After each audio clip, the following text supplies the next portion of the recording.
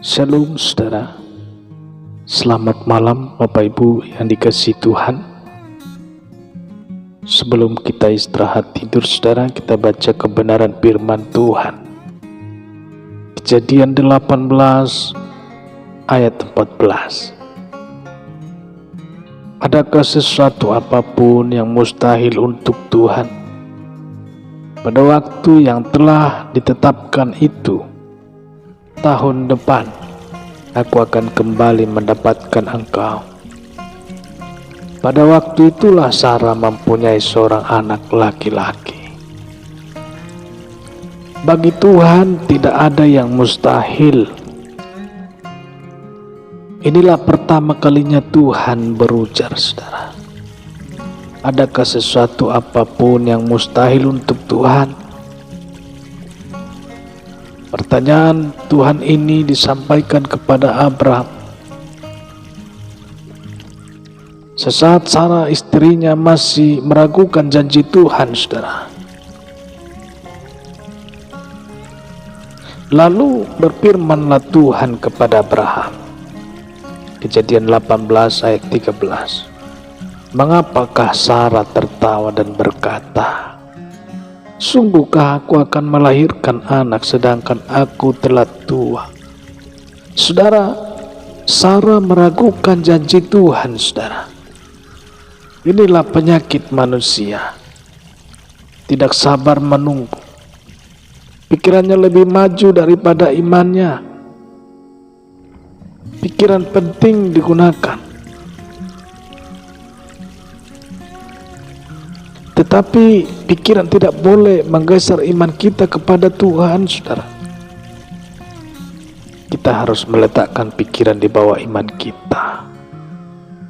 Imanlah yang harus mengendalikan seluruh perjalanan hidup kita. Imanlah yang harus menjadi dasar atas setiap keputusan yang kita ambil, saudara. Lalu seberapa penting pikiran itu? Pikiran memang penting, tetapi bukan yang utama.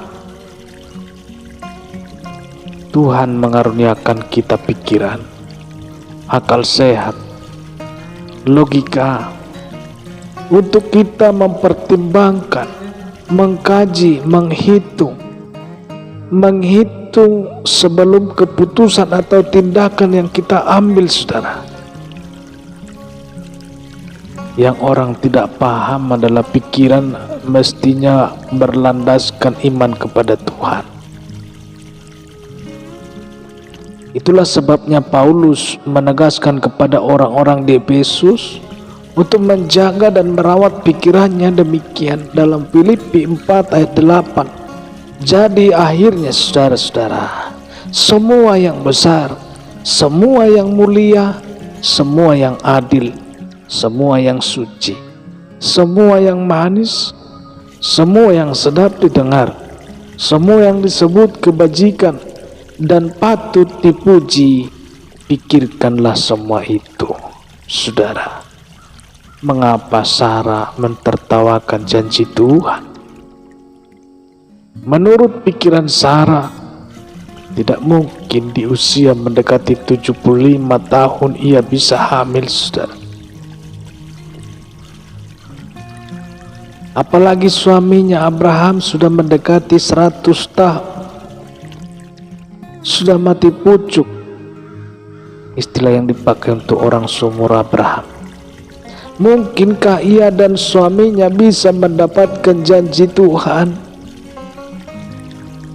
Sangat tidak masuk di akal, tidak logis. Itulah yang membuat Sarah geli hatinya, saudara. Ada-ada saja, tidak masuk akal pikirnya. Saudara pernah mengalami hal yang sama? Memang sulit menerima kenyataan pada saat jalan kita gelap dan tertutup, saudara. Orang gampang lupa dengan janji Tuhan. Pikirannya lebih dominan, lebih menguasai hidupnya.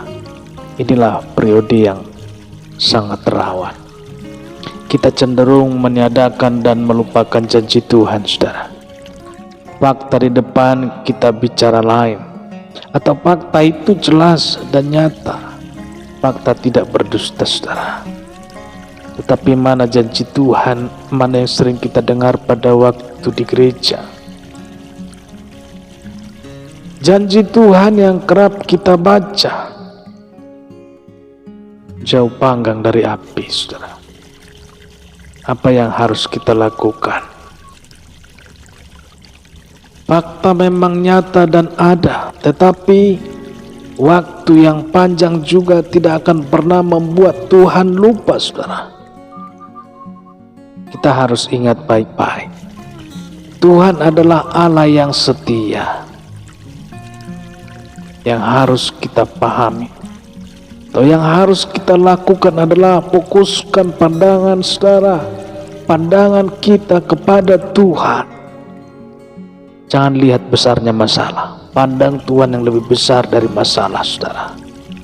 Bayangkan jika Abraham dan Sarah hanya melihat usia yang lanjut, maka mereka tidak akan pernah menerima janji Tuhan itu.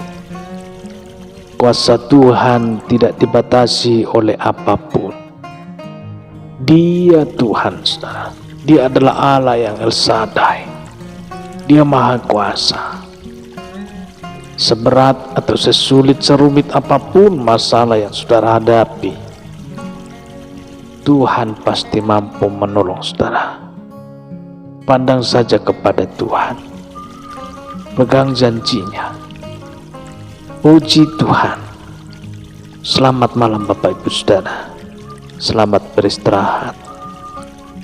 Bertemu kita kembali esok hari. Salam sehat, salam hebat. Tuhan Yesus memberkati. Amin.